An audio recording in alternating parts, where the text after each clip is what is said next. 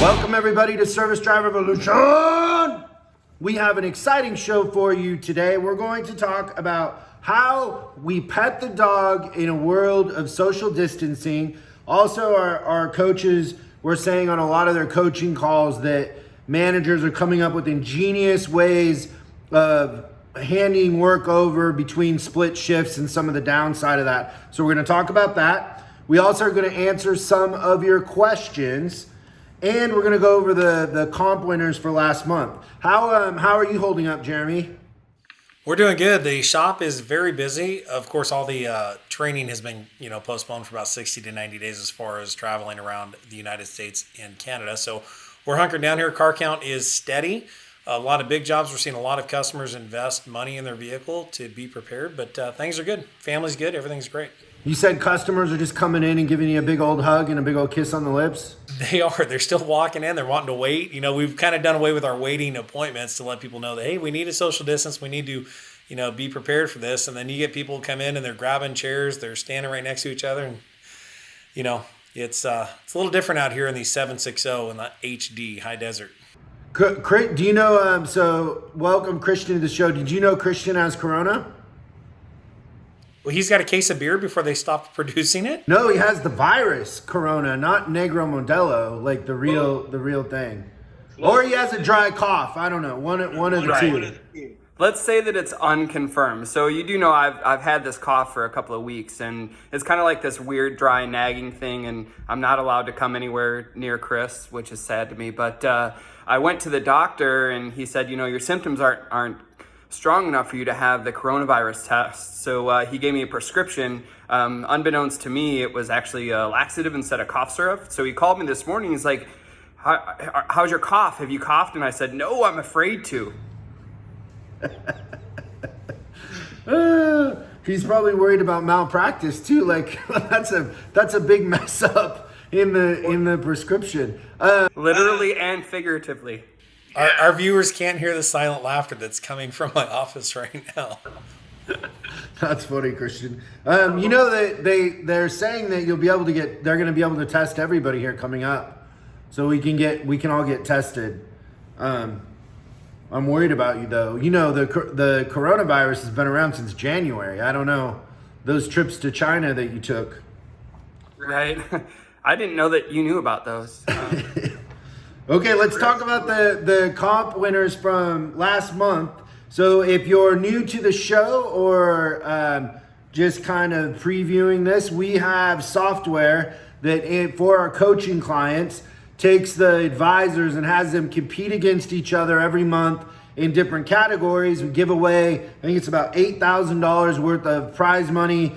The money really we could probably do away with because it's the little bulldog trophies that mean the most, but advisors win in their different categories, and managers win, and managers are graded on their average advisor's performance. So that's a really hard one for a manager to win.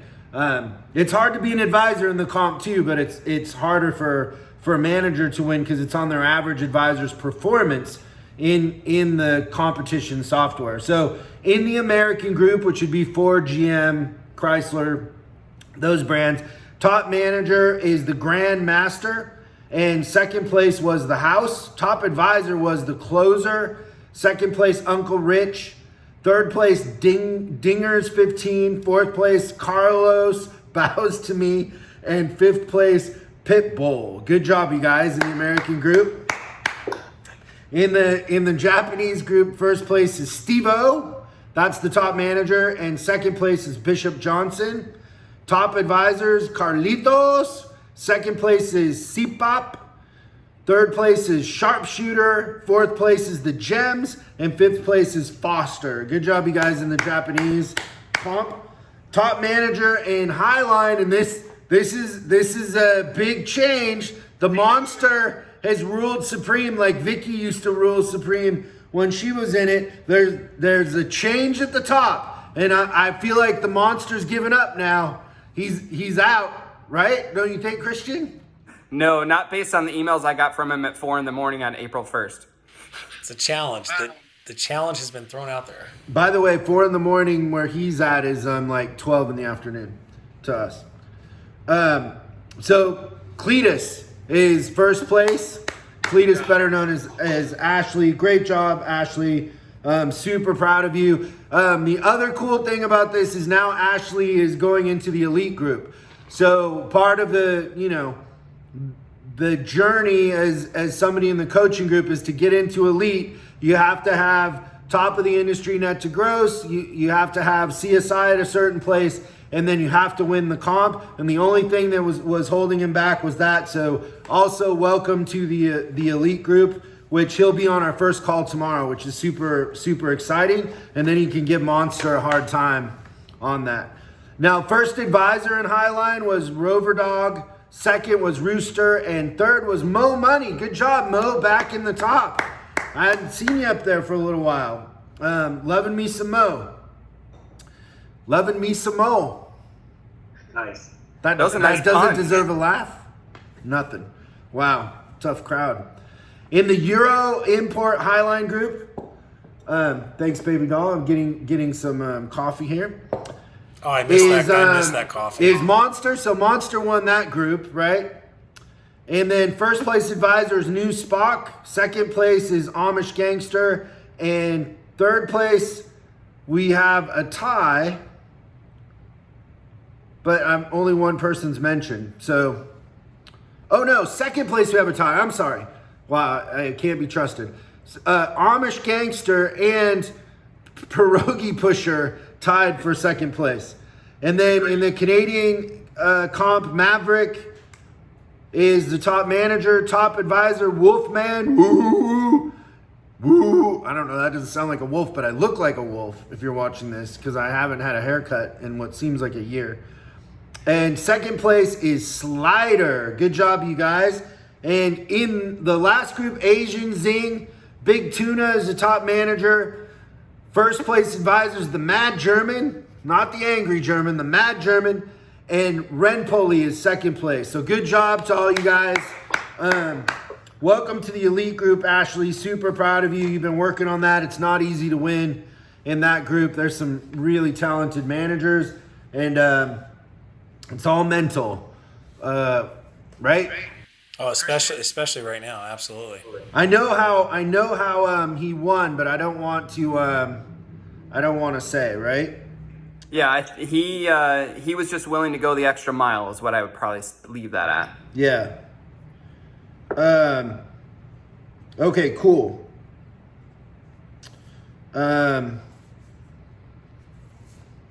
So Christian, you wanna do some questions?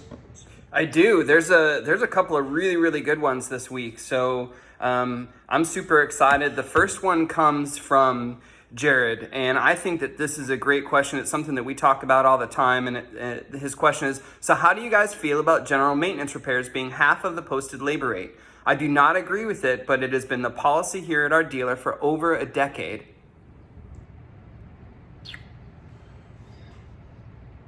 What do you think, Jeremy? Well, just so I can understand the question, he's concerned about the maintenance packages being half of what the labor rate, the posted labor rate is, right? Correct. That's exactly right. So they do it at a discounted rate. Well, but we teach the four quadrants of labor. There's four different labor types, and maintenance is one of those labor types. So to be competitive, I love having a maintenance rate because I don't want to lose out to some of the national franchise chains down the street, and your diagnostic rate should definitely be up there. So if you haven't learned about the four different quadrants of labor, the four different labor types, get in the on-demand platform and go through that video that Chris teaches and I teach as well. You got to have the four different variable labor rates because it's all different, right? So maintenance doesn't require as skilled of a technician, and I think to be competitive in the future, we're going to have to even split this even more. We'll probably see 8 or 16 different types of labor as we progress into the future. Yeah. What do you think, Chris? I like it. And that's all I've got to say about that. So go watch your on-demand training, sir. So, hey, and a quick question too. I would ask him if his posted labor rate is actually the actual rate that they're charging. I mean, when people ask us about labor rate, Christian, what are they really concerned about, right? As a customer, they're inevitably focused on the wrong thing, which is price, right?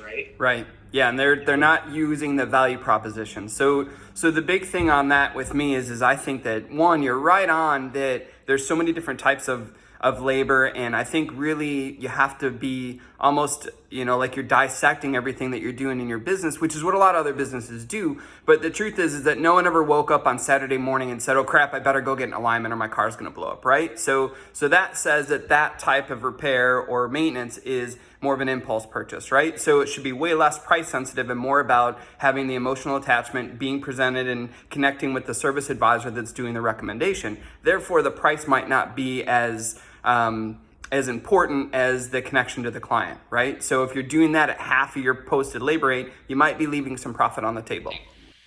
Absolutely. We had a job last week. A guy called me on a Honda Civic for major service, which the dealer had quoted him $1,400. And then now he's shopping that around to different shops. And I happened to ask him, I said, well, I'm just curious, what am I competing against? What's it going to take for us to earn your trust in your business? And he threw this number out there, which was literally half price of what the dealer quoted. And man, I had to stop. I had to scratch my head. And I'm like, there is absolutely no way this independent shop can deliver the same thing the dealer's delivering, apples to apples, for half the price. It's just not possible, right?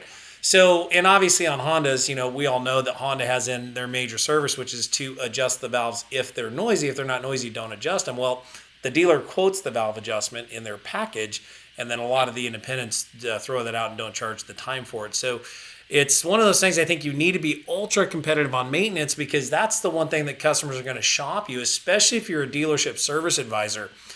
As you build your customer base, you're building your trust fund, you're making that relationship with your rich uncle. All these things are gathered one customer at a time. And if you're not competitive on these things that customers can shop, they're going to leave you. And that's the point they leave you. So I encourage variable labor rates.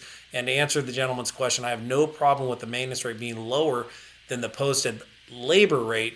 And then but the one thing that everybody's missing is we've got to get that diagnostic rate way up there. And if you need more help on that, we can help you through our coaching. So,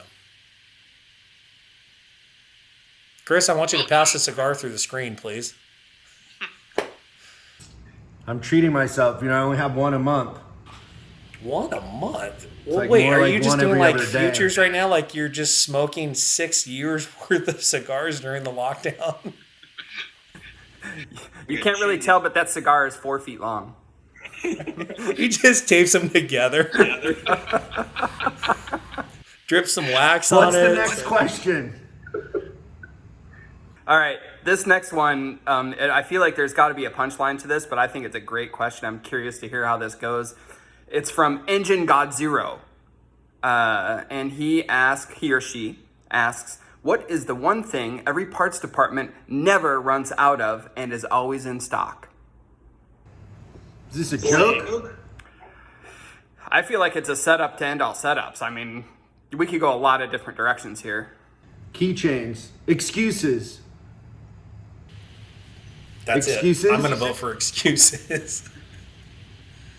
I was going to say blame. I mean, they never run out of blame because they blame the other departments, but it's always, whenever there's an issue in the service department or the financials, it is always 100% of the time the parts department's fault. I got another answer for that. What about seatbelts? I've never seen a parts manager that didn't wear a seatbelt all day. They never come out of their office. Yeah, I can only imagine that like the back of their seat is completely tattooed on the back of their body, right? Like they don't move at all. Good stuff. All right. This next one is this is an international question. Kind of excited about this. And I'm going to do my best. I might actually paraphrase a little bit just for continuity's sake. Hello, sir. I'm Karan Koshi George. I'm working in Harley-Davidson as a service advisor for the last 4.5 years. But I was in the car industry 8 months back. I came to bikes. But the job position is the same, and I'm facing some issues in this position. I used to explain the problem for the bikes to the customer mostly through the phone, but the customer took it in the wrong way. They think that I'm arguing with them. So what do you do for that? Can I get advice from you, sir? Good. Okay, so I actually, this question also came through on Instagram, and I answered him directly. But if you want to submit questions to this, any of the social media platforms we watch, so in the comments on YouTube, LinkedIn, but also just email us directly at info@chriscollinsinc.com. But my answer to that, and I don't know what you guys would say, my answer to that was listen more. You're not listening. Just listen. Ask more questions. That's it. Like, listen. You can't get in trouble by asking questions and listening. You only get in trouble by stating your opinion. Absolutely. The second part to that is tonality. If it's been taken the wrong way, it's all in your delivery. And I would encourage you to go out and buy a webcam or buy a video recorder so you can record yourself during your presentations. At least listen to the audio recording, right? Because you want to hear what your tonality is. And then I've got a bold prediction for everybody. Telephone sales are dead. So telephone sales are dead. The shops and the dealerships of the future will have automated digital sales processes in place. Consumers don't want a service advisor calling them, dragging them through the mud, trying to upsell them on items they're not even concerned with. The shop of the future will be completely digital, and we will not speak to our customers, especially with social distancing happening. You heard it here first, Christian. I like it. He is a soothsayer, prognosticator of all. He's also kind of a conspiracy theorist, though. Totally. I can see it. 100% in on that. Absolutely. Yes. Like, where do you still think that the CIA created the coronavirus? I do, absolutely. And Trump ordered its release in China to create everything that we have now. And here's the thing, with the election coming up, with Trump launching the coronavirus over into China, he's got somebody to blame. With the economy going through what it's going through right now with the shutdown, this is his Hail Mary pass to get reelected so he can turn the economy around and claim that he is the best president of all time and did the biggest turnaround and had to deal with the biggest pandemic of all time in history, and that we should reelect him. So it's all part of his reelection campaign. The timing's perfect. Wow, I really thought it was because he just got a bad fortune cookie. Wow. I love it. You could, Jeremy, we could be related because my family's full of opinions like yours, conspiracy stuff. Cool. Is that the last question? That was it, but those were good questions. I enjoyed them all. Great question. So now let's talk about how we can pet the dog in an environment where customers are dropping off their cars and running. We have dealerships building plastic barricades between the advisors and customers. It's all very off-putting, right? Because everybody's worried about social distancing, not touching. And the spirit of petting the dog is to get to know customers in a deeper way. If you're new to our show here, or just our terminology, there's a video online called Pet the Dog. If you just go to YouTube and type in Chris Collins Pet the Dog, and it's a story about me taking in my dog to get a surgery that was life or death and not wanting to have the surgery done because of the way the doctor treated us. And petting the dog is a metaphor for connecting deeper with the customer. And our asset today in the marketplace is not the brand we sell. It's not our, if you have an independent shop, it's not your shop. People aren't buying features and benefits. They're buying a relationship. They're buying a connection. They're buying the empathy and you caring about them more than anything else. And that's what Pet the Dog represents, is our asset in the marketplace is our connection with our customer base. The trust, just the overall investment in that relationship is what we have as our biggest asset moving forward. And so, and Chris, if I could comment on that, you're right. It's interesting. I went into the grocery store on Sunday and they had the plexiglass built on the check stand. And everybody's got to understand, we're in a shift right now. This is a major shift with the shutdown and everything that's going on with how consumers interact with brands. And my experience at the grocery store was I never wanted to go back. I didn't, regardless of that plastic wall, I'm just like, forget it. I'm going to order all my groceries online and have them delivered. I don't want to go through the grocery store experience anymore. Whereas before, I used to like going to the store and spending more money than I would, just shopping online. So the same thing, if service departments are putting plexiglass barriers up at the counter, we're losing that connection. And, I've got some more things to talk about a little bit later on about how we can deepen that connection with our customer. But we got to be very careful right now, because the customers may want to extract themselves from coming into our facility, and that can definitely damage the relationship and make it just strictly transactional, which is not good for the future. Yeah, we have during this crisis, we've been having a team call on Zoom every morning at 7 a.m. And Vicky, one of our coaches, was talking about how she has this story. We should have had her on to tell it because I might mess it up, but she was talking about how there was this longtime customer that had an X5 when she was a service manager, and the customer got stuck on the freeway going into San Francisco in her X5. She had her dog in the X5, and she had her kids, and it stalled, and she was stuck kind of like on the side of the freeway without a lot of room, cars whizzing by, nowhere to go, couldn't get out. And she called Vicky, and Vicky, her first thought was, well, it's not my fault, and it's, we'll get a tow truck out there or whatever. But it was more about the transaction. And at some point, the customer who knew Vicky just stopped and said, like, hey, don't you want to know how I'm doing and how I feel? And like Vicky stopped in her tracks, and she was so worried about the tow truck and the thing, she never took the time to be like, hey, are you okay? How are you? How do you feel? Because the dog was freaking out, the kids are freaking out, and so I think that's the key here to petting the dog and connecting with customers is just like with a tow-in or a night drop, we don't want to skip the part of connecting with the customer. So the way that I would do it is every customer that was coming in, I would call them beforehand. And I would say like, hey, here, so if Christian was a customer coming in, I'd be like, Christian, this is Chris from Bulldog Motors. I know you're coming in today. How are you doing? And then I'd say, how are you handling this crisis? And I would use that as an entry point. Oh, so the customer is going to talk about work. They're going to talk about kids, and I'm going to listen to them. And I'm probably going to spend 15 minutes on the call with the customer talking about how they're handling this crisis. And then once I've dug really deep and I've asked a lot of questions and I haven't talked about the car yet, then I'm going to flip it. And I'm going to say, okay, now when you come in, we're trying to keep you safe and we're practicing social distancing. And I would frame it from the point of view of we're trying to protect you. So when you come in, we're not going to get a lot of time to spend together. But here's what I'm going to do is once you drop it off, I'm going to grab the car. I'm going to put a steering wheel cover on it. I'm going to put seat covers. We're going to disinfect it. Then I'm going to do a walk around on it. I'm going to measure your tires. I'm going to check it out. And then I'm going to call you and we're going to go through everything.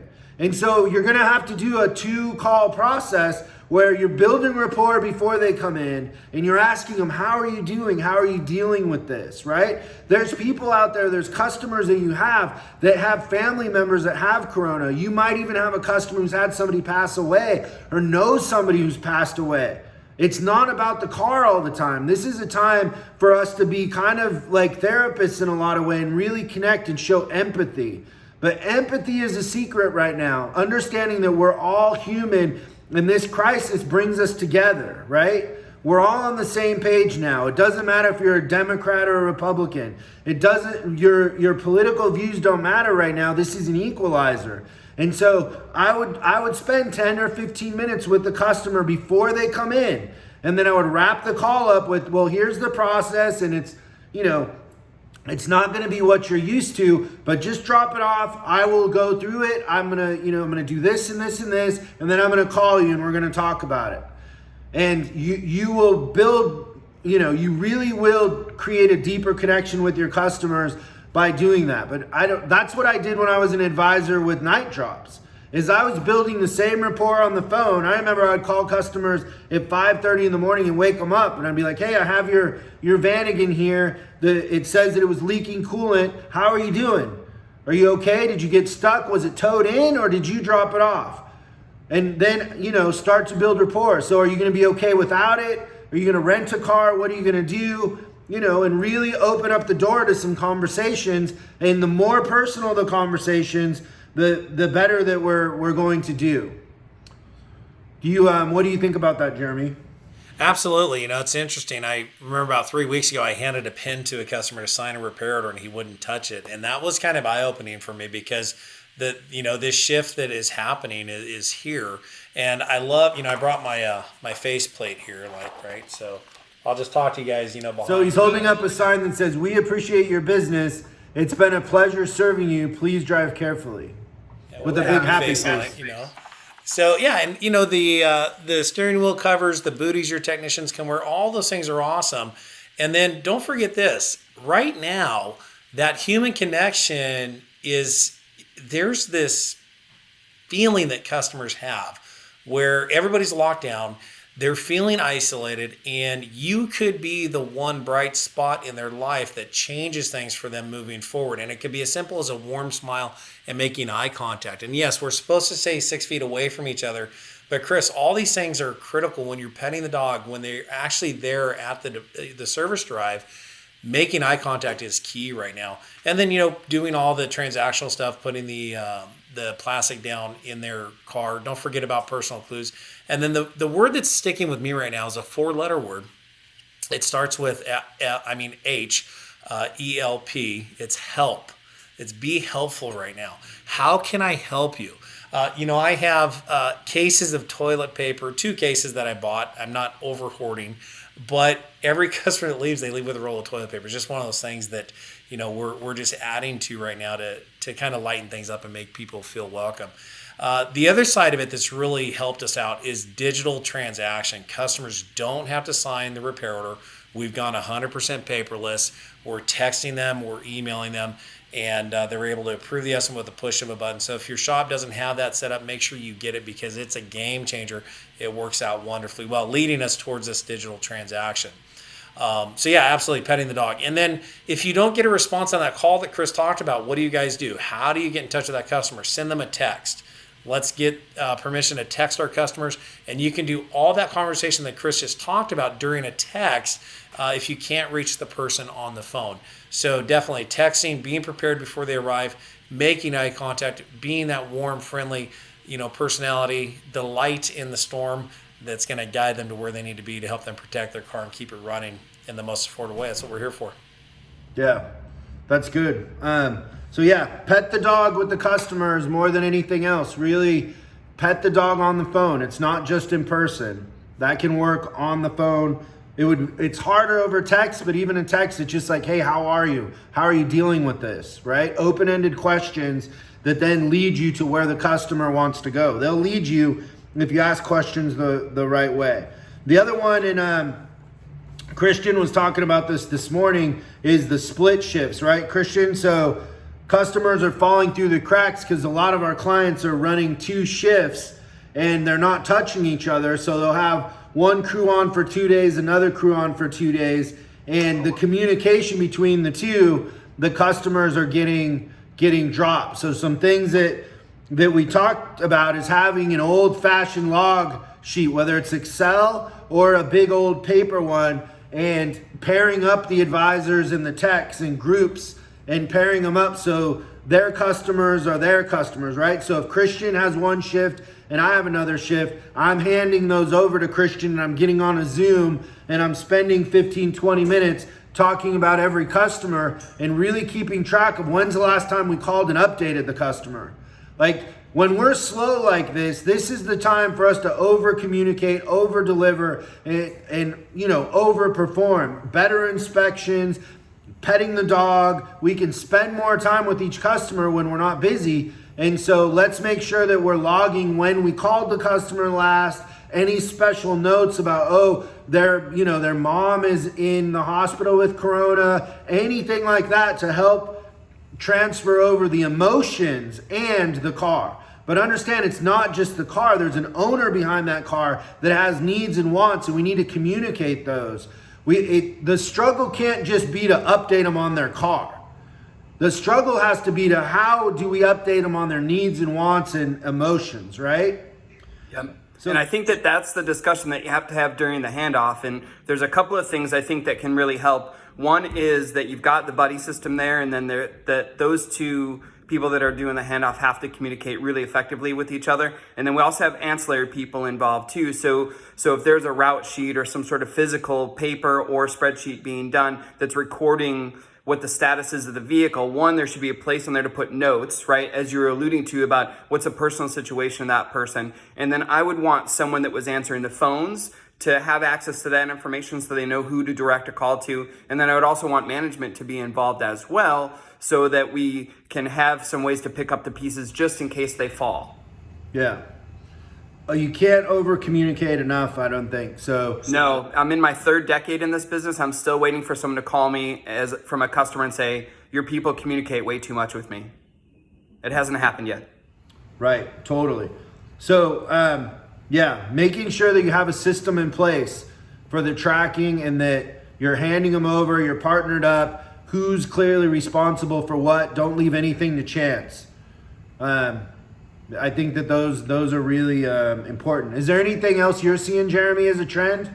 Well, yeah, fight complacency right now, and I've caught myself in this, because everybody else is shut down. We're an essential business. We still need to perform at 100%. Just because the nation is in a lockdown doesn't mean that our performance has to go into, the doldrums and slow down. And it's hard because you kind of look around. There's not a lot of activity on the street. Customers aren't necessarily working, so it's easy to fall into that complacency and be like, well, there's no urgency. But no, we've got to actually run right now and make up ground and actually execute better than we do during normal times. We had a 3-star review come through on Yelp this week, and it deals exactly with what you guys are talking about. When I, would talk, long story short, my manager was dealing with a customer's long-term job, but the car was in for about 6 weeks. And then the customer started to get frustrated, so he reached out to me. Well, there was a period of about a week where I would talk to him and then he'd talk to the manager. So he got 2 different kind of stories. And here I am, I'm like, dude, we're going to push this thing through. It's a priority. We're going to get this thing done this week for you. And I didn't understand all the complexities that were going on with the job. But our lack of seamless communication and updating that customer correctly was the thing that actually led to the 3-star review. The customer said we had great customer service and all this, but the inconsistency in the stories and the information are what led to that 3-star review. So take extensive notes. I love the idea of having a Zoom meeting or a Skype with your teammates to pass things off, extensive notes, and make sure that you're dotting your I's and crossing your T's. And you have to overperform right now because that's what customers want. Yeah, don't take it lightly, you guys. This is our chance to really make a difference in our customers' lives. People have enough to worry about right now with the corona, and everybody else is dealing with it too, right? It's scary what's going on. Let's make this part of our customers' lives easy. Let's over communicate, let's over deliver, and let's really use this as practice. So coming out of this, our systems are tighter, our communication is better, our inspections, petting the dog and getting to know them, like slow things down a little bit and enjoy the tempo, but use the tempo to really over deliver and have an attention to detail. A saying that I say all the time is how we do anything is how we do everything. And so how we communicate, how we pet the dog, how we, call the customers, how we do an inspection and deliver that news, everything is an indicator to how much we care, the outcome of our systems, and just, our overall talent. So let's over deliver right now and really understand that this is when people need us. We're essential. And let's be essential, but let's make it easy.